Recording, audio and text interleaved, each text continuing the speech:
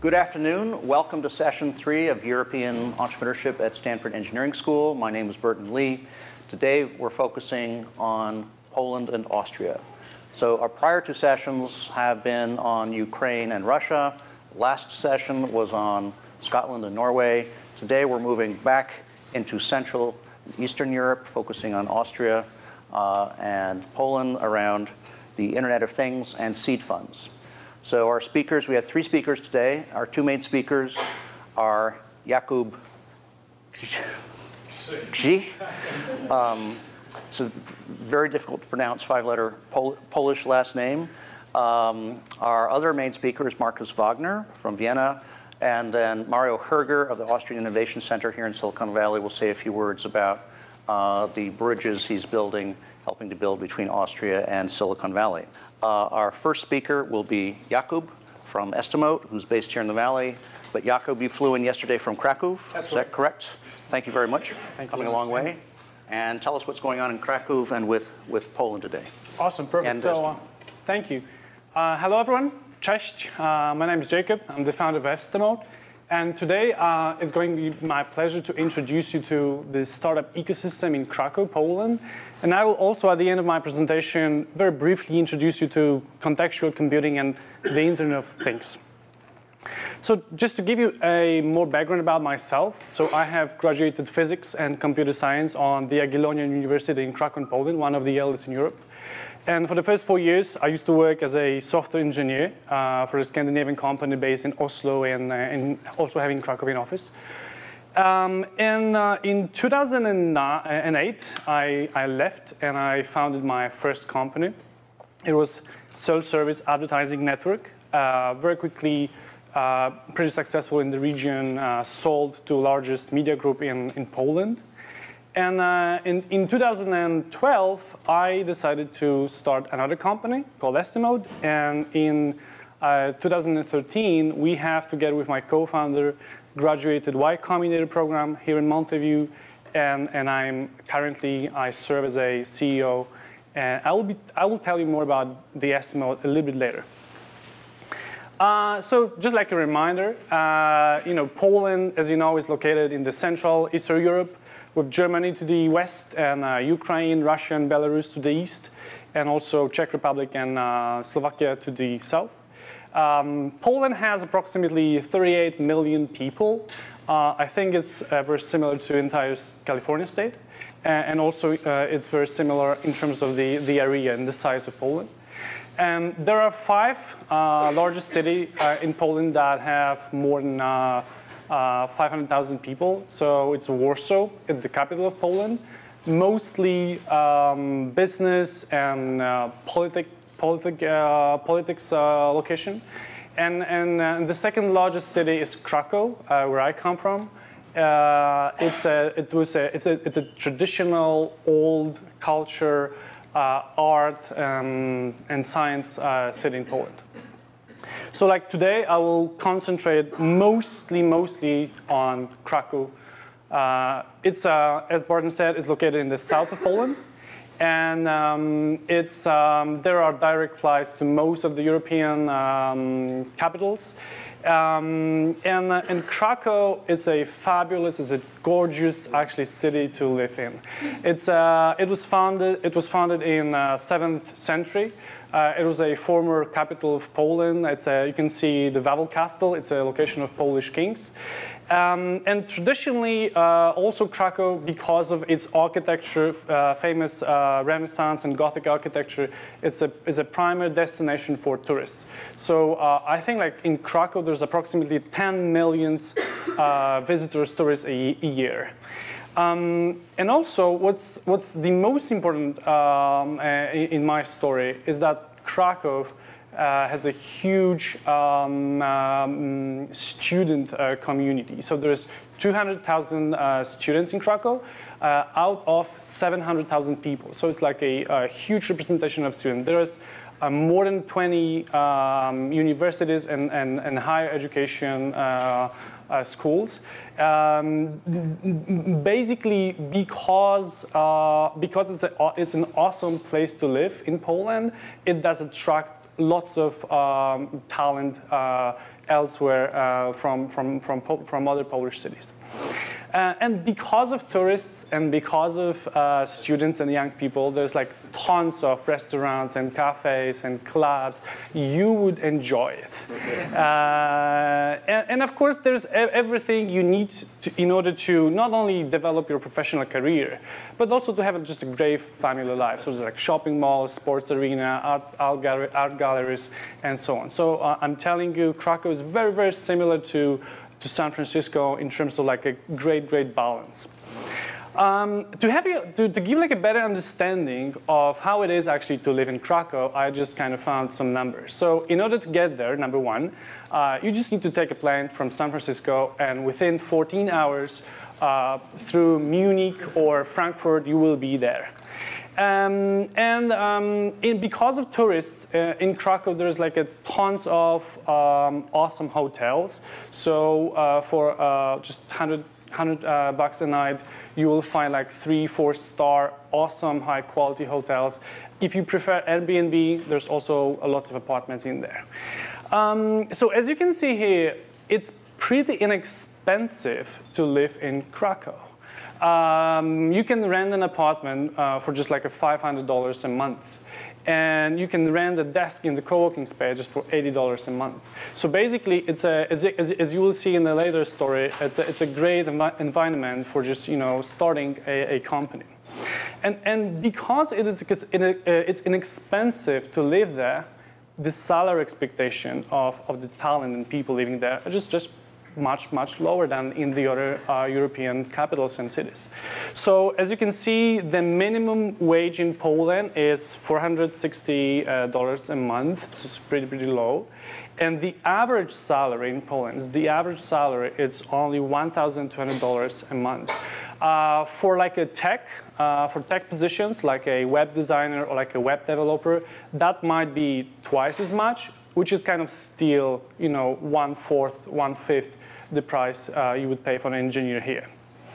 And in addition to all the great stuff in Krakow, and also because of this kind of low minimum wage in Krakow or in the neighborhood, in the region of so-called Little Poland, there is also lots of different manufacturing facilities and logistics centers, something that you can just like not only start a startup, but you can scale your company. So basically, students and also talent, and also the fact that it's a great city to live, it attracted lots of international companies to establish their offices there. The trend started in approximately 2004 after Poland joined European Union. So as you can see, we have companies such as IBM and Google and Cisco. They're basically opening offices just to basically take an advantage of the arbitrage of the talent that is located there. And that trend has created lots of jobs. And basically, the talent pool, the skilled pool of people is basically growing with the number of international companies opening their offices there. So as you can see, we can see it's a kind of like a exponential growth, and definitely is going to be continued over next many years, because basically it's an awesome city to live, and that attracts the talent and that attracts the international business. So basically, the stream for the talent are not only the universities and the international companies, but there's also lots of local Polish companies. And also, as you might expect, over time, many Polish engineers and designers, they are basically leaving these international companies because they see an opportunity.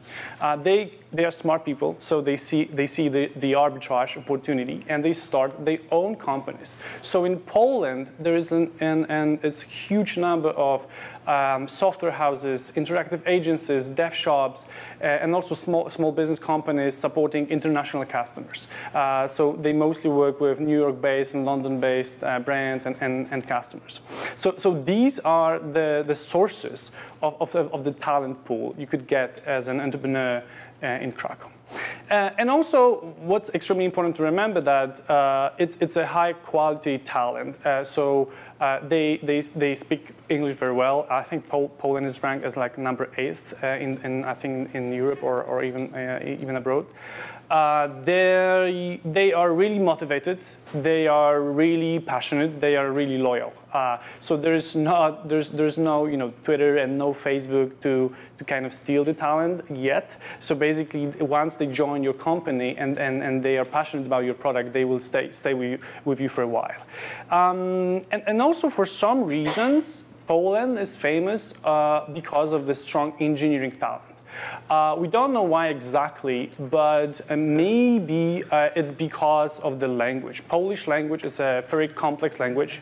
It has tons of exceptions and a super complex grammar. And maybe that's the kind of reason that learning languages and also learning programming languages is just very simple for Polish engineers. So again, in Krakow, as I said, there's more than 20 universities, and there's like 5 top tech universities. Of course, there are some challenges with the talent there. So typical Polish people are very humble, a little bit shy, a little bit less proactive than you might expect. But this is also kind of a result of the history, right? So technically speaking, Poland is independent just for like 30 years or something. So in the previous system, you were not expected to be proactive, just the opposite. But that's something very simple to fix. So once you have a team in Poland, you can spend the time to kind of transfer the culture and you will be fine. So because of the talent pool I told you, and also because of the recent funding opportunities, there is a new wave of young startups and young companies from Poland, and these companies they have no complexes. Basically, they run global operations. So some of these companies I listed, they attracted Silicon Valley or global investors. They attack global markets, and again, they feel confident because of the strong tech talent, and it's in a long-term relationship they can build in that ecosystem. And also, in addition, there's huge amount of communities and events and meetups. So they just meet very similar to what you experience here in the Silicon Valley. Okay, so that's kind of all about Krakow and Poland, and I hope that now you have like a better understanding why we do what we do. So I will try to introduce you a little bit more about what we do at Estimote. So Estimote is a company we founded in 2012, and at the moment we have 50 people. We have 2 offices. So in Krakow we keep our research and development center, where we have engineers, embedded system engineers, data scientists, mobile engineers, industrial designers, user experience designers, and also support community managers. And we also have our New York office, where we have business development. And you need to understand that more than 50% of our customers they are located in the US. And the other half is Europe and Asia. So that is kind of the reason we decided to have business operations in US. So we have managed to raise funding after we graduated Y Combinator, 3.1 million from Silicon Valley and also Europe and investors. And like 40% of Fortune 100 companies are using our solutions, our products. I'll tell you more about what they exactly are. So at Estimote, we are trying to build a platform for the developers to make it super simple, super easy to build mobile apps that are aware of the physical location and objects around the user. So maybe I can kind of try to explain you why we do it. So if you think deeply for a while and try to analyze how does human and in general people operate and interact with the physical world, is very, very simple. So there is like a electromagnetic or radiation created by light or sun, and then it's just reflected from an object, let's say a dog, and it travels to our eyes where we process the image, and then it travels to our brain where we have an app installed to recognize what are the actions for specific objects. So in terms of the dog, there's an action to feed the dog or run with the dog. So basically, this is how we interact with the physical world and objects and locations. So if I close my eyes for a moment, I will be able to walk for just a few steps, because like my brain will immediately stop me because of lack of the context, and I won't be able to navigate, and I won't have enough information to figure it out and take better decisions. So if you think deeply for a while, this is exactly what is your phone today. It's completely blind, and that's the kind of problem we're trying to solve at Estimote. So the human brain, as you know, was enough for people for the past 40,000 years, and people been always trying to develop different tools to just extend its capabilities, like the storage, the memory, the calculations. So been developing different tools, and Stanford and in general Silicon Valley has contributed a lot in that area. So the most recently, the mobile phone, if you think deeply about it, is actually our kind of second brain. It helps us to navigate and to take decisions. So I give you like an example to think about it. So if you ride an Uber, you will very quickly understand that this is not the driver that is driving the car. It's the app.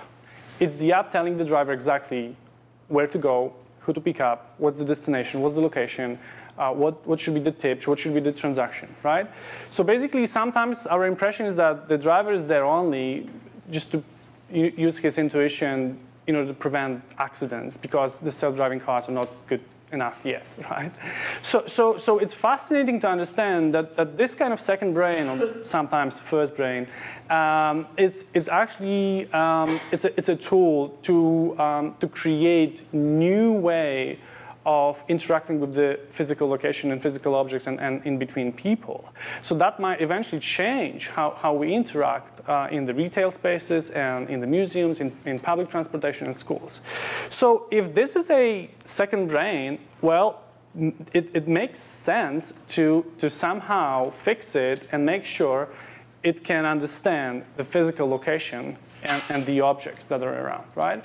So this is typically what we do at Estimote. So we're trying to understand how to use the most recent innovations around microprocessors, radio technologies, and wireless to create tiny, tiny beacons, Bluetooth transmitters that can broadcast, that can be installed in the venue or stick to an object, so that the phone in our pocket has like a full understanding if it's my dog, and if the dog is in motion, what's the temperature of the dog, and what's the last time I ran with the dog, and this kind of information. And of course, you might ask, okay, but it's cool technology, but what's the practical result? What's the practical applications? So if you think for a while, 95% of the transactions in US, they still happen in the physical brick and mortar retail spaces, right? So the entire Amazon and eBay, it's tiny, it's just 5%. So it's a huge opportunity here. And if we are building a platform for the developers, then it makes sense to create strong monetization models. So these developers are motivated enough to join the platform and build apps. So these apps are being distributed to consumers. So consumers can use the technology and they can change the way they interact with the physical world. You can actually, to experience this contextual computing thing, you can actually try it here in Stanford. So at Coupa Cafe, there are beacons installed on each and every table. So you can download an app called Downtown, and once you arrive to the table, you will be able to place your order directly from the table, and you will just experience this seamless micro location and how the future looks like when it comes to sensor and beacon technologies. Yeah, so I hope you enjoyed my both parts of the presentation, and I'll be more than happy to answer any questions about Krakow and Poland and startup ecosystem, and also Estimote and beacons. Thank you. Thank you.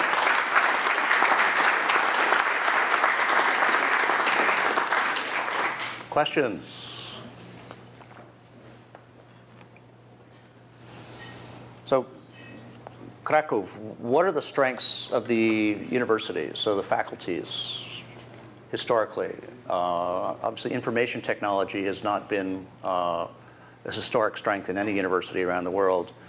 Was electrotechnical, so electrical engineering, one of the core areas technically at Jagiellonian and the universities in Krakow? Yeah, so like the two strong tech universities in Krakow, there's like Jagiellonian University, which historically is one of the eldest in Europe. I think been founded in like 14th century, and like Nicola Copernicus studied there, so it's like super old. And it was like it's a classical university, very traditional, with all the philosophy and the mathematics and physics, and most recently the computer science and modern information technology faculties. And that university is more concentrated on like the very theoretical and generic approach, very analytical approach. And in addition, we have University of Technology. It's also called AGH. And this is like a more technology where students are teach pragmatical modern computer science technologies like programming languages and platforms. And historically, it was a mining and metallurgy faculty, but like these days, I mean, it's more like robotics and information technologies. To follow up on Burton's thing, what about student activity and student interest in entrepreneurship? So not too far away in Finland, Aalto has a huge entrepreneurial society among students. Students are really getting interested in starting companies. And I'm from Norway, and I think this is happening in most of the Nordic countries. There's been quite a change over the last 4 or 5 years. So are you seeing the same change in Poland? Yeah, so it's very similar there, and it's mostly fueled by an access to the capital. And as you know, European Union is also playing an important role here. Even though the EU funds were not as successful in terms of creating innovative companies as they expected, mostly the reason is the bureaucracy and the complexity of getting these funds. So it's just much easier to just fly over here and just like talk to the private investors. And also the challenge with the EU funds is that it's a huge distraction for an entrepreneur, because like instead of paying attention to your product and to your customers, you just need to double check the color of European flag, and like just like basically it's more challenging. And to answer your question, so yeah, an access to the capital has fueled the entrepreneurial activities in Poland and specifically in Krakow. It's not there yet as we would imagine. It's mostly, again, you have to remember that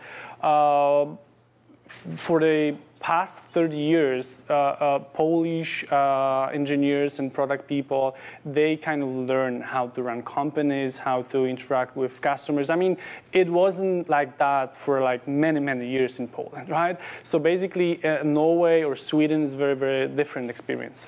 But we will be there, and I would say that these days, all these emerging software houses and startups, they learn very quickly how to enter global markets, and also because of the phenomenal arbitrage they can make, they're also motivated to do that, right? So we see that as a trend.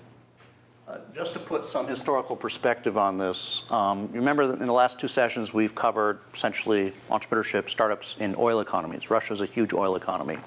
Historically, in this part of Poland, southern Poland, Krakow, Katowice, this was a very heavy industry, coal-driven economy.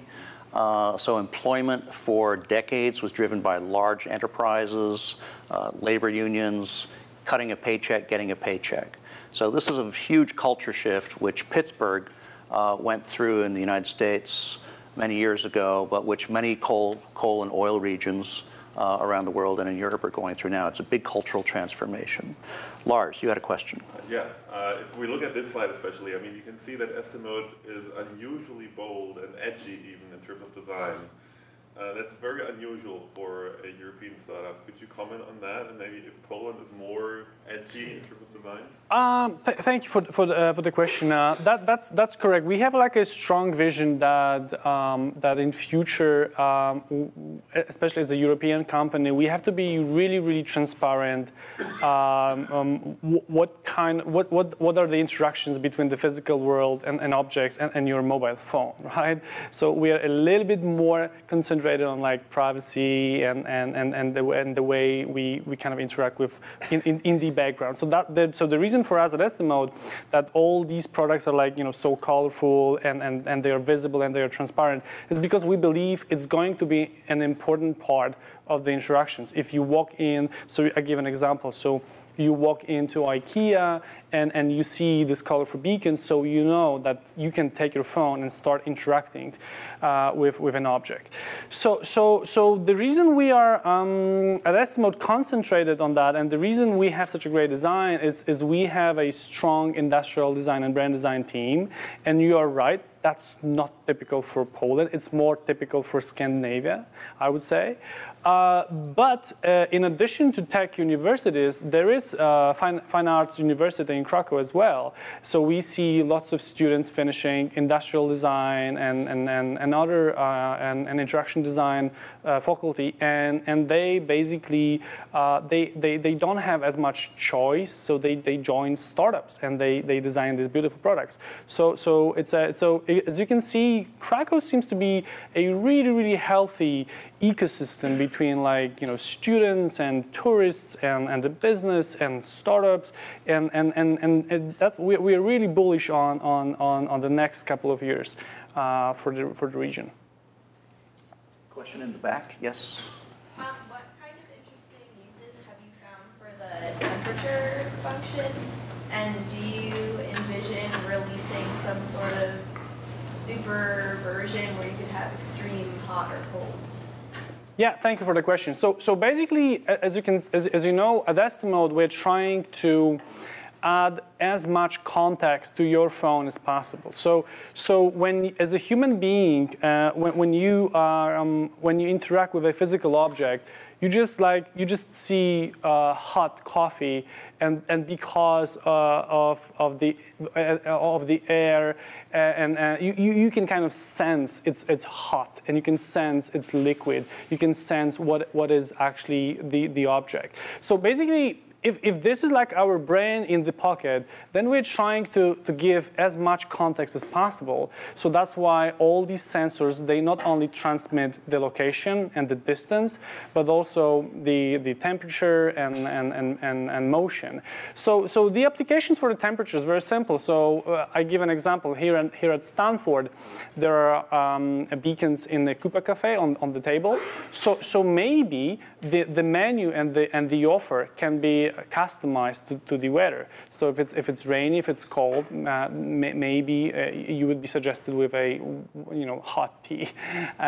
So that's like one of the applications. But of course, with our latest product, the stickers, something that you can stick to is very mobile. You can stick to actually anything, and they are designed to be stick to the bike, to the fridge, or inside the fridge, or to your bed, to your car. They can be useful in many other applications. That we have like a huge community of developers, and they are trying to think around and actually see what might be the benefits for the users. You had a question, yes. Yeah. So taking aside the privacy issues, so your product works the best as bigger the network, larger the network is. What's your strategy towards having to pull information like download the downtown app, which creates a lot of friction with the user, instead of trying to push something towards the phone without having to take any information from it? Yeah, so thank you for the question. So at the moment, the technology is opt-in technology. So basically, this is the way Apple designed iBeacon thing. So as a user, by downloading an app, you express your intention to interact with a particular object or particular brand or location. So we believe it's a pretty elegant design and that respects the user privacy, and it's not annoying, and it's not something that will spam you whenever you walk into shopping mall. There will be tons of different notifications, so we don't want that, right? But you're right. There's like a friction. So at the end of the day, you still need to download an app. But that's why we're trying to educate and convince our customers that there should be real value in the app, right? So today, if I download a retail app, the value is not there. I can just open like a PDF file with a catalog, right? It's not a great value, right? So I give another example. So we've been talking to major airlines, and they said that they really love the beacons. They would stick each and every beacon to the luggage. So whenever you onboard a plane, they will push a notification that the luggage is already on board in the plane. Well, we expect it's there. It's a push me notification if it's not there, right? So basically, as you can see, it's an iBeacon technology. It's an early stage. It was released like 1 year ago by Apple. So we still need to understand what will be the interactions. But again, there is no question that finally your second brain in the background, because of installed app, has a full understanding about the objects and how often you are in the Coupa Cafe, what is the food you typically order, how many calories you burn, and so on and so on. So these are like powerful information, and we all need to learn how to utilize this information. And again, as a company that has research and development in Europe, we are concentrated on respecting the privacy. That's the kind of heritage we also inherited. We'll have to save your question for when we bring Jakub back up at the end. Just to put things again in perspective, Internet of Things is getting a lot of attention and push in Europe from governments, a bit from investors. I don't think European investors, VCs, yet are terribly focused on Internet of Things. So Estimote is a great example. It's one of the leading examples of very good Internet of Things startups coming out of Europe. Also, what I personally find interesting is this connection to the arts and design community and the ecosystem. Many European countries have extremely strong arts and design, colleges, universities, departments that are generally disconnected from their own startup and innovation ecosystems. So Estimote's a great example of what you can do as a product designer, as an artist, bring it into a commercial context and make a real difference in accelerating customer adoption. Jakub, thank you. Thank you so much. We'll bring you up at the end. Thanks.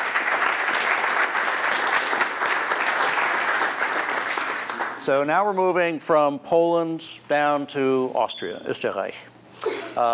Let's flip through the end. Just a quick refresher about our Twitter handles. Again, encourage you to tweet for each speaker as much as you can. Markus is here from Vienna. is going to talk with us about the startup ecosystem and give us a little bit of contrast to what's happening in Poland just a few hundred kilometers away. So Markus, thank you very much. Thank you. Hi, everyone. I actually have three roles today. I'm representing i5invest, which is the first Austrian incubator and accelerator. I have founded. I'm also part of the Austrian Startup Association. There is like a non-profit doing like lobbying, trying to build up international relationships with international opportunities. And I'm part of the investment committee of like a seed capital Series A fund, Central European, called Speedinvest, very successful recently, just announced an exit yesterday. So actually, I'd like to start with raising the first question, what Austria is usually known for. To give an example, if you get into a taxi in New York City and you start the conversation with the taxi driver and he asks you where you're from, you're saying you're from Austria.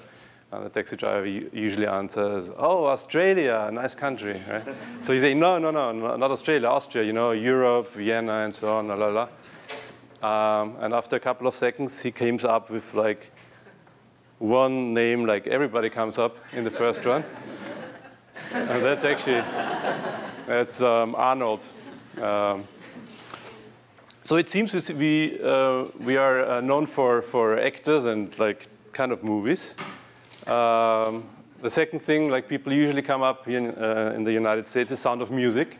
By the way, almost none of the Austrian people ever saw the movie, so, and that's true.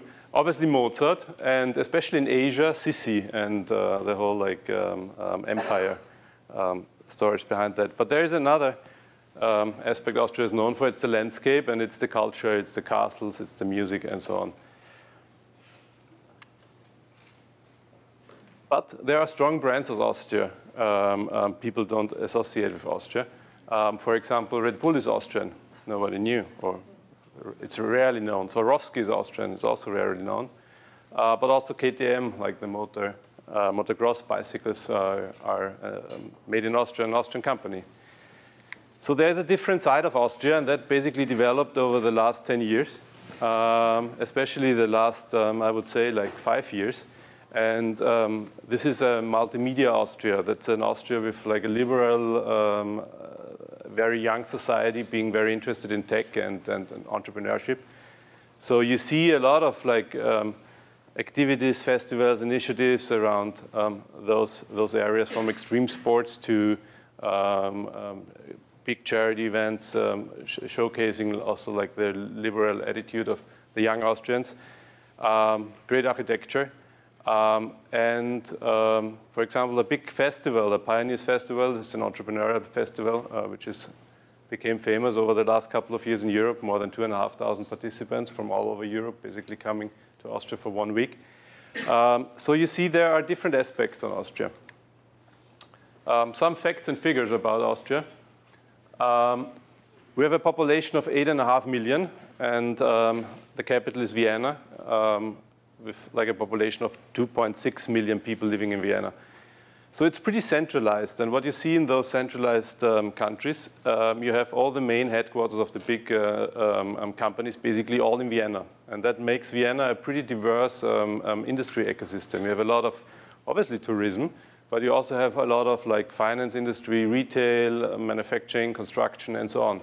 All the media companies are there. All the mobile carriers are there. So it's a huge mix of industry at one place. It's very central, obvious. The language is German. It can quite easily access the German-speaking markets, which is a population of roughly 100 million. So it's a huge market if you see it from the language perspective.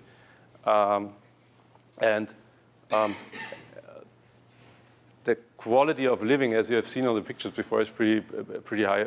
It's a welfare state, social security is low, you don't need to pay for universities and so on. So, or almost nothing, like compared to what we know from here. With a high GDP and also the lowest unemployment rate in Europe currently.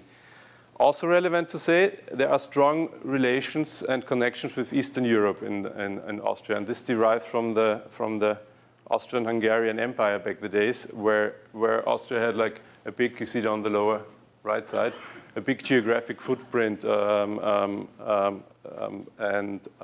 you have a lot of like people moving across all these countries, and a good, still you can see that a lot of companies do have subsidiaries, or a lot of investment from Austrian companies is going to in those like Eastern European markets and countries. But at the same time, you also see a lot of people like moving from those countries also to Vienna and backwards. Interesting enough, in Vienna, you have a number of almost 60,000 people being employed in telecommunication and software engineering. And to put that into perspective in regards to the GDP, it's five times more than Vienna generates through tourism. So actually 5 times more money is generated in Vienna than through tourism, what would not have been expected. But that comes from all the headquarters, and all the IT departments are usually in Vienna. The biggest asset, obviously, is the number of students in Austria, and the high number of international students in Austria. And that all happened in the last 10 years. That was not the case when I went to university. It's more than 40% people from abroad. You usually don't have to pay for the university. Also, like, if there are any, then there are like easy to get limits on the GPA to get into the university.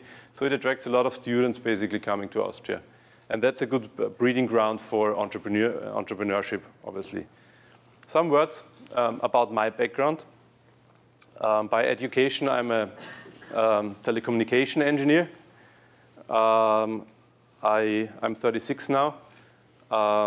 I started telecommunication engineering, and all the time, next to my studies, I worked for the Austrian branch of T-Mobile, which basically gave me the idea for starting my own company in 2000, which was called Wapate, so pretty local name. So what we did is we built up an infrastructure and software as a service infrastructure to connect all the mobile carriers and mobile operators and the media companies in order to provide messaging, payment, and mobile data services. Things like TV show voting, things like music downloads, things like you receive the time through SMS on your mobile phone, and so on. And we started basically in 2000, right at the time where the .com bubble burst. So thinking about business angel was never an option. Thinking about venture capital was never an option. We also like didn't consider ourselves as a startup. We were like people trying to found a business. So there was no scene. There was no like entrepreneurial spirit or environment in that sense. So we like basically started companies as many years ago, basically trying to earn more money than you actually spend. So it was a pretty conservative setup, and that made our company super profitable at the end, and that made all the shareholders in our company basically like all the founders and no investors at the end of the day. Still, we realized in 2004 that we wanted to grow faster, and we decided to merge into a company called 3 United. So 3 companies merged at one day into one company, all being active in Vienna, all being active in the mobile space. So it was still a totally private company, but we reached a critical size to be really aggressive and expand internationally. So what we did basically, connecting to many hundreds of mobile operators, being active in over 13 countries, also then started to be active in the United States, all financed through cash flow, and servicing like music downloads, portals, TV stations and radio station, and gaming and betting company basically to run their mobile business. We participated in offering our services with Verisign to News Corp and AT&T back in the days for the American Idol voting, and we won that pitch. And a couple of months after, Verisign acquired us. This was a big thing for us. Obviously, we got more than 70 million US dollars, no investors on board, total freedom. Some people from our company moved to the valley. I spent most of the time actually then in New York, and we're doing basically American Idol voting and so on.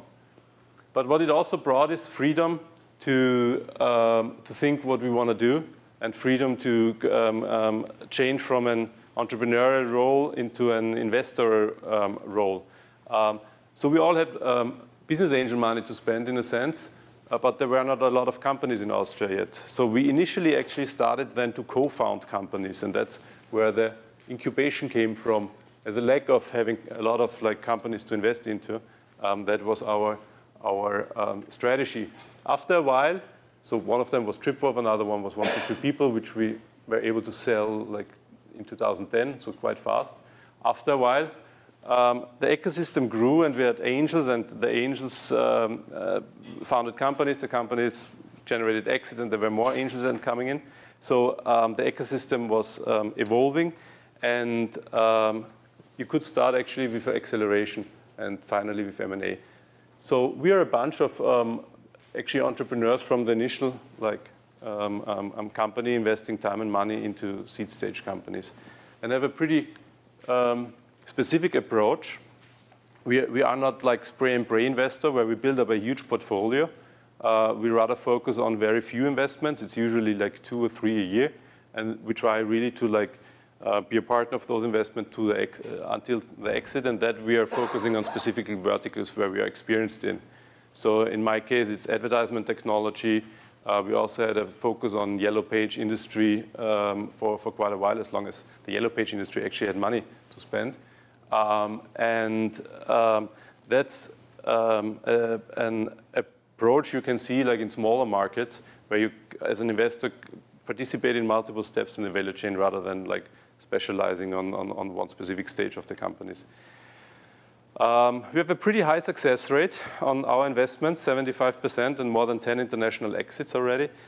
That's quite unusual, and that's basically derived to what we believe on the expertise in specific areas, and also the business models we're looking for.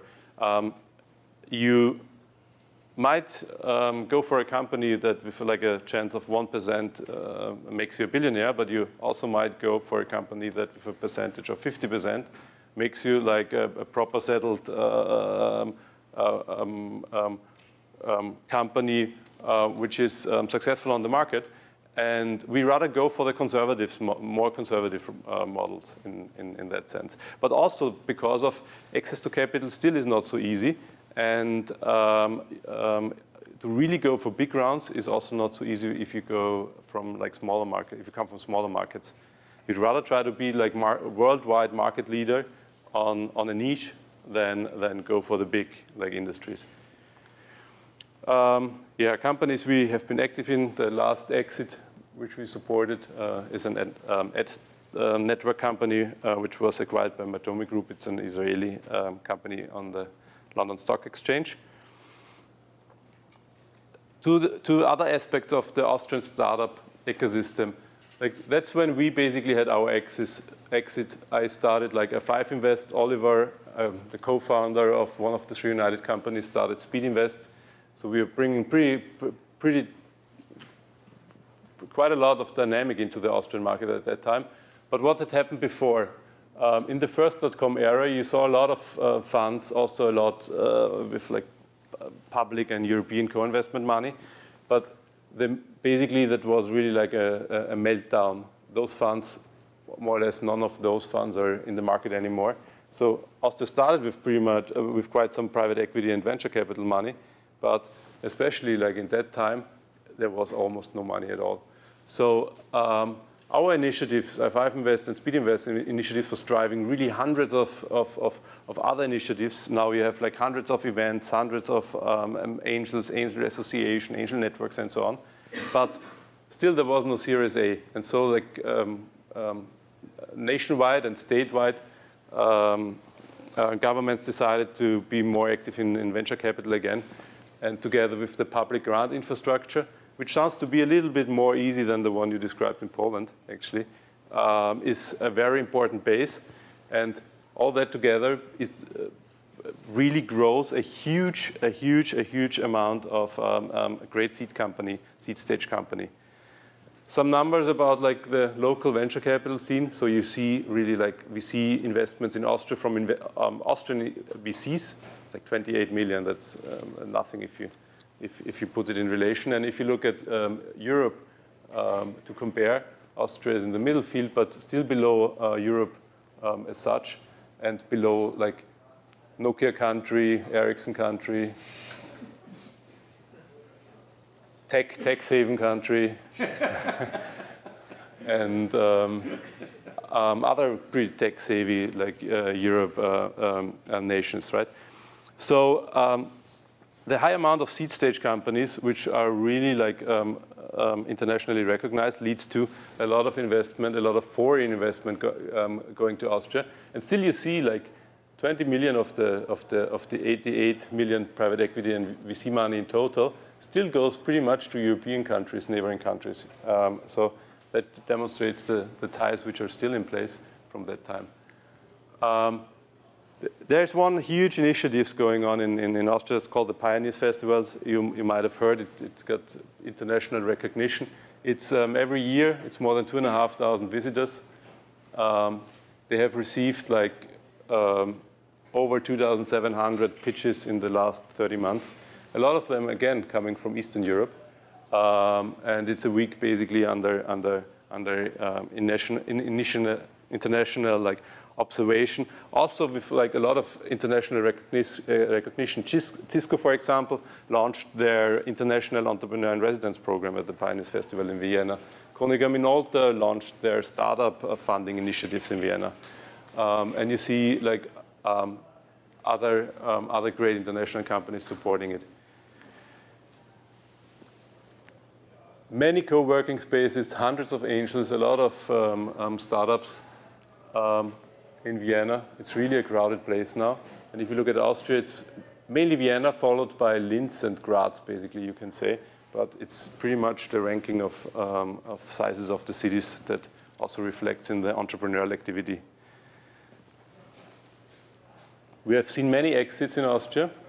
So you can say like it's 4, 5, 6 international exits. It's to companies such as Matomi, Atlassian, Axel Springer, Cisco, Skrill, Krzych, Kayak. And all of these exits give back like money to the entrepreneurs who at the end of the day start another company and act as angels. So that's the huge angel in initiatives that's happening in Austria. But still, on the Series A side, there is a gap. And this gap is quite often managed by pretty similar as you, like trying to participate in Y Combinator. So we have, at least in the last 2 years, in 4 companies, quite a lot of Austrians participating at Y Combinator. One Austrian-only team, for example, is there. You see, like just a couple of days ago, an investment of Better Works in New York into JetGrape, companies where Andreessen Horowitz is invested in. So this, what's the result of that? You end up seeing companies having the development centers in Austria or in Poland or in other countries in Europe and having the business development head in the United States for the sake of receiving funding, but also for the sake of globalizing the business and making an international company out of that.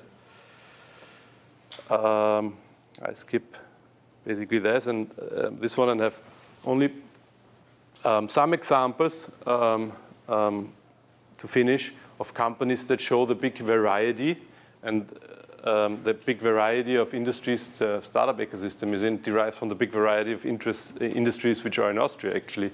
So one example is a book scanning company that produces robots. It's a startup founded by a woman entrepreneur and is market leader in book scanners around the world. So we do have robotic startups. Another startup is called Phonics Core. It's a digital music sheet startup that derives from pretty active music scene, obviously, in Austria. Think about Mozart, Strauss, and so on. There are tons of musicians in Austria.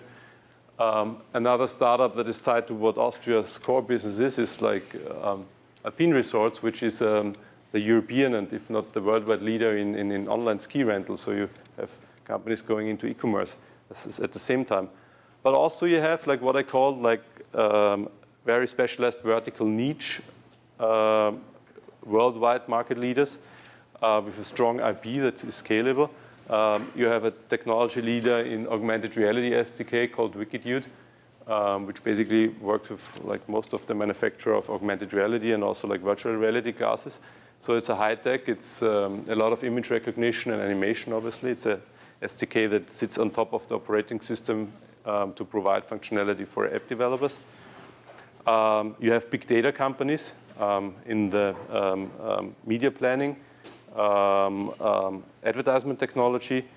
You also find the company we were selling like last year, Mobfox, being the European market leader of ad networks out of Austria.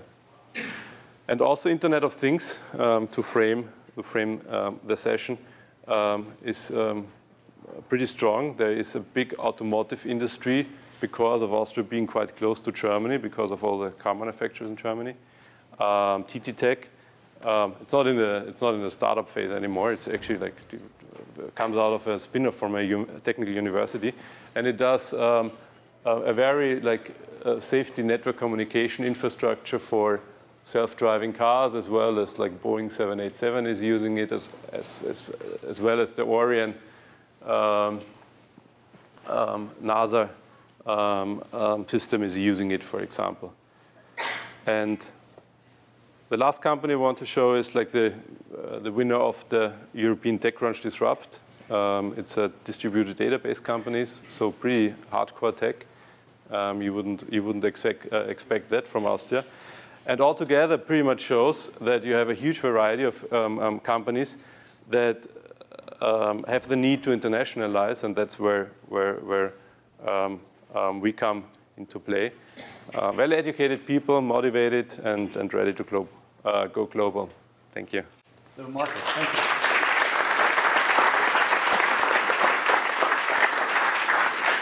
For students, please don't forget to register online.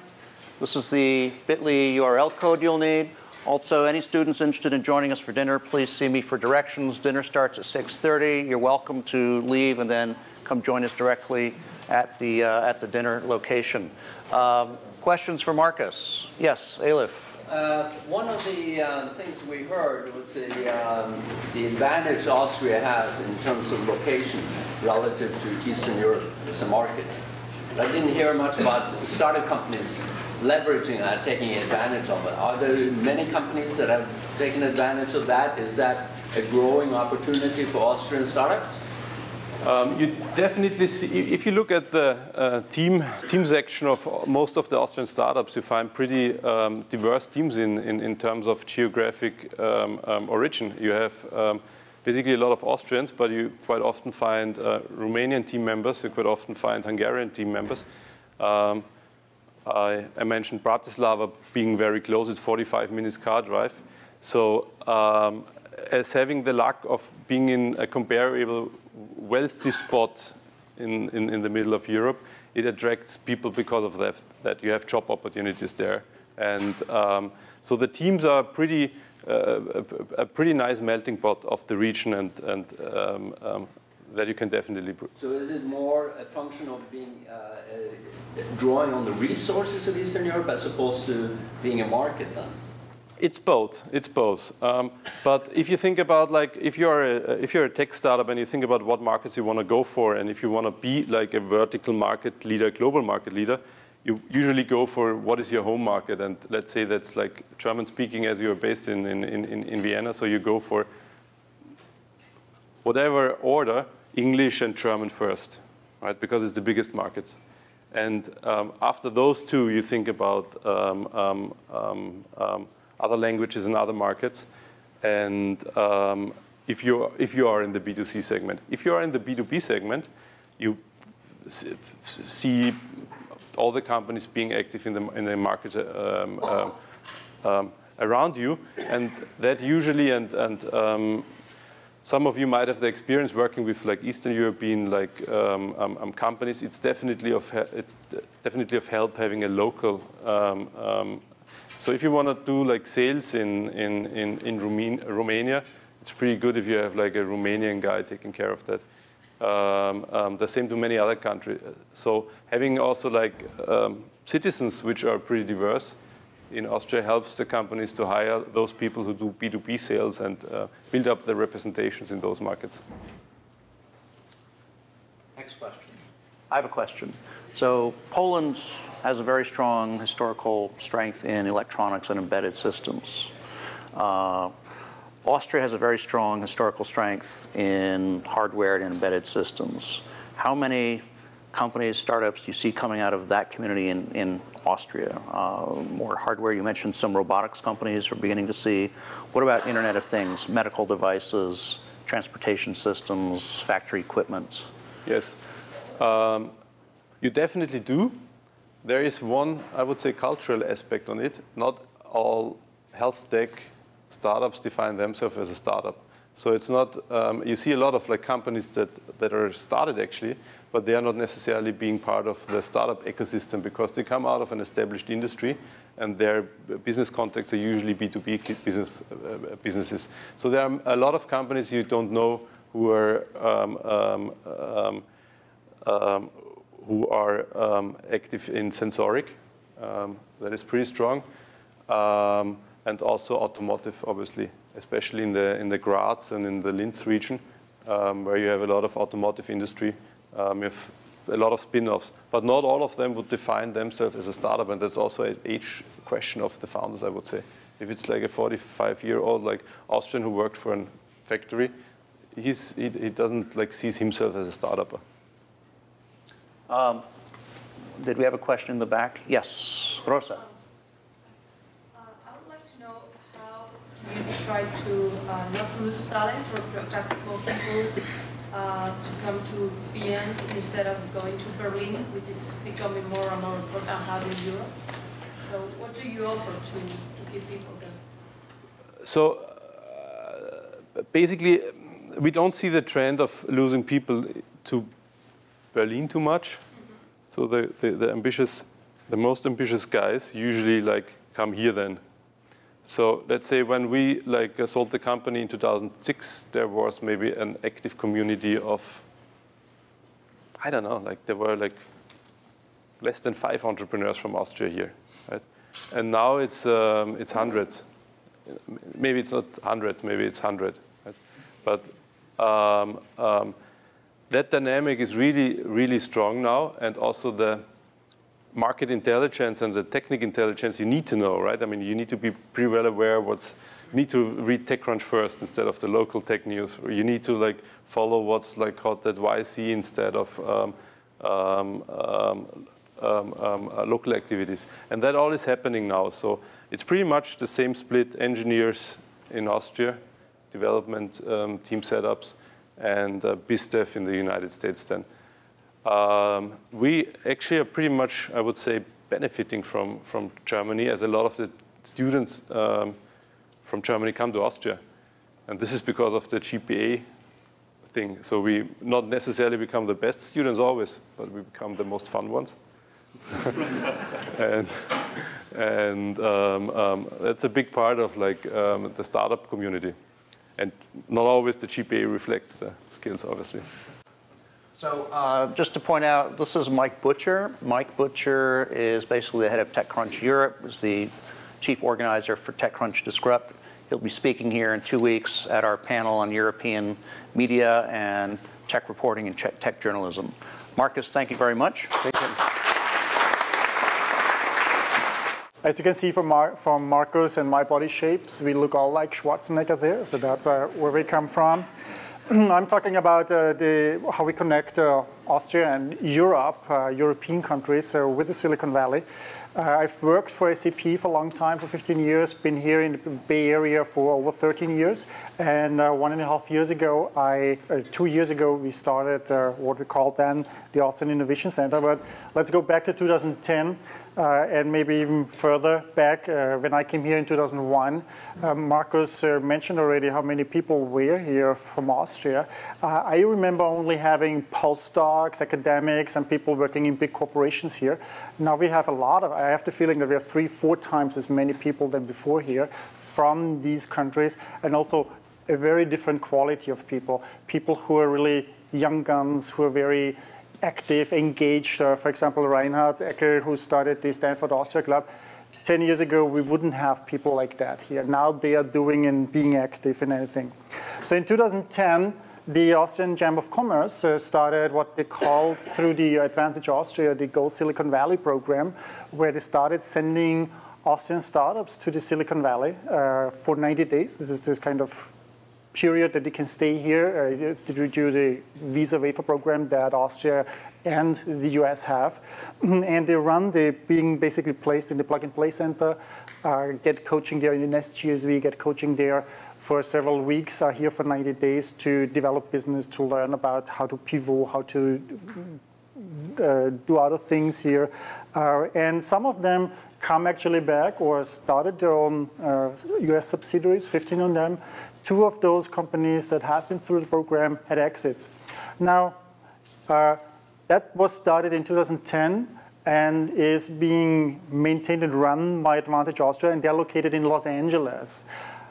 So they have no local representation here out of historical reasons. The Austrian General Consulate was founded in the 60s in Los Angeles, where most of the Austrians was. The Silicon Valley was not yet really here.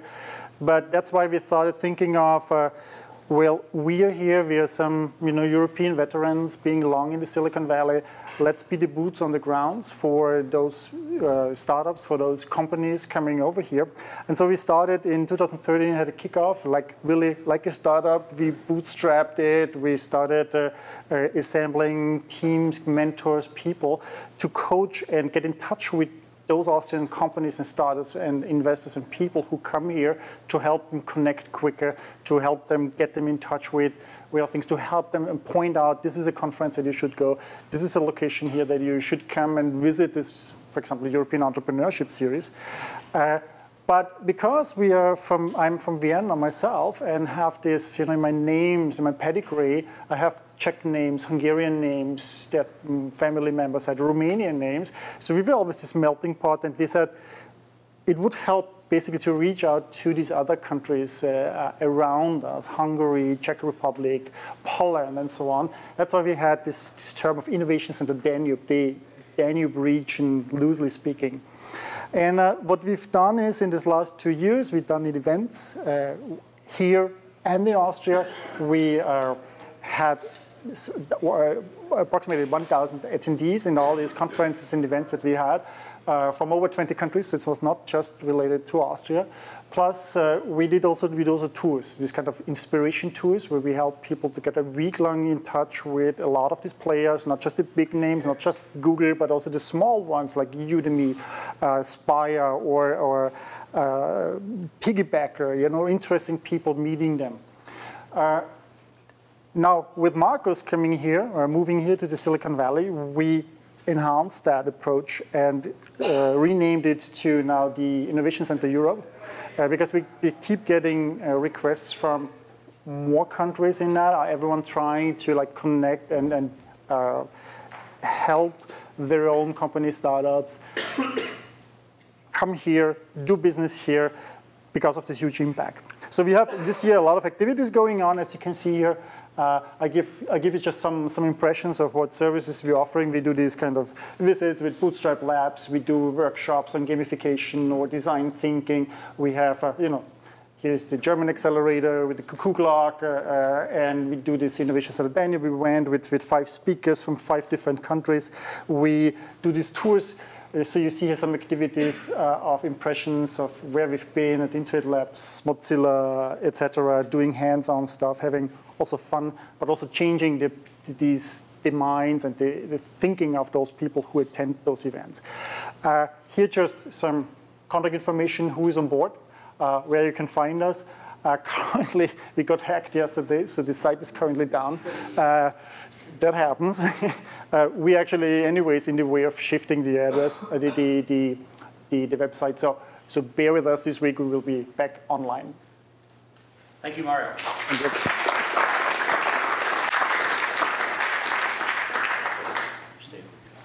We'll share this one. So we have time for a couple minutes with our panelists together, Poland, Austria. Why don't I kick off, because I don't think you often see Poland and Austria startups investment on the same stage, probably in the events you work at.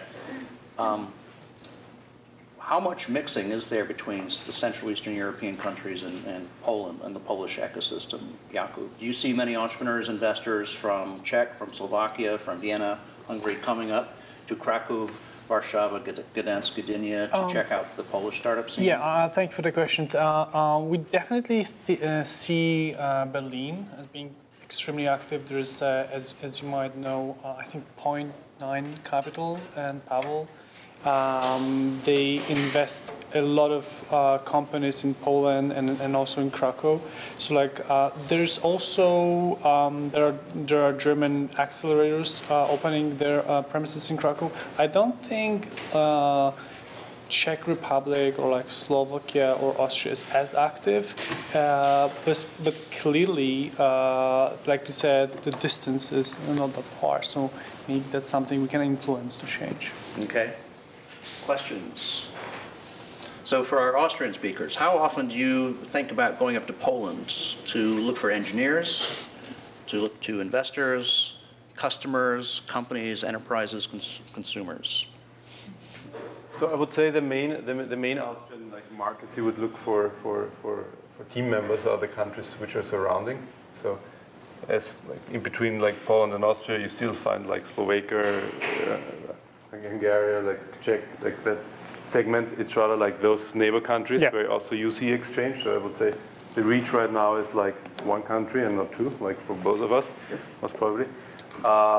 We look for experts obviously on all Eastern European markets, usually because you still earn a lot in Austria compared to their reaches.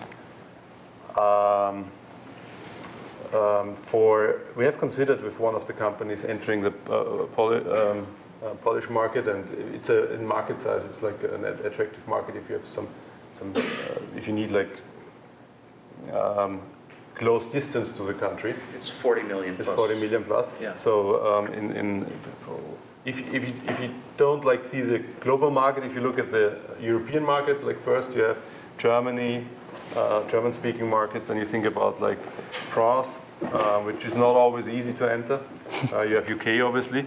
And then Italy, quite unusual for a couple of reasons. And then there is actually Poland, as a population of 40 million. So it's, as a launch market, it is to be considered. And also a lot of the German investors you mentioned, not using only for developer acquisition, also for launching the services there. Yeah. Okay, we have a question in the back. What about the transition from being European-centric to entering the United States? Were there any surprises in your operations or strategies, both either good or bad, that you can share? So if you grow up in Europe, I would say you in general, I mean, there's the usual sayings of Europeans are more risk averse than Americans, but that primarily also reflects in what business model you choose. I think European business models are usually less bold than the American ones, and that also means you attract different kind of investors. So if you would try to pitch Sequoia, or if you want to get into Y Combinator, you need to have bold ideas. The market size needs to be a multi-billion-dollar market, and so on and so on. So you saw a gap there of what European startups wanted to do, and that requirements for the US investor, and that gap is definitely narrowing down now. But that required market intelligence. Yes, sir. We had a question here. Yes, following this discussion, Do you have an idea about the amount of money which is invested by American venture capitalists in Austrian companies? Is it important Or Polish companies as well? Polish, yeah. So historically, again, in Krakow, the startup ecosystem has been fueled by an activity of angel investors, and you are right that for some reasons these were mostly British and Americans that been successful, and they somehow ended up in Krakow because of Polish wife or for some other reasons, and then they decided to support the community. So we see lots of examples of angel investors from US and from California that live in Europe, live in Krakow. So that's number one. And most recently we see a huge traction among VCs and institutional investors. So like Andreessen, General Catalyst, VCs out of Boston, they start slowly to invest into European companies. There's also companies based in Poland, mostly again because of a super strong mobile and tech talent there. And these Polish founders these days, they are super ambitious, and they just leverage the fact that they have an access to talent. So like this is like an answer to your question as well. Like the single most the thing that I've been like really that I faced when I went through the Y Combinator program. That's something that I was just like surprised that when I talked to other Y Combinator founders, they told me that after the fundraising, another challenge is actually to build a team and remain the team, right? Which is not a challenge at all in Krakow, right?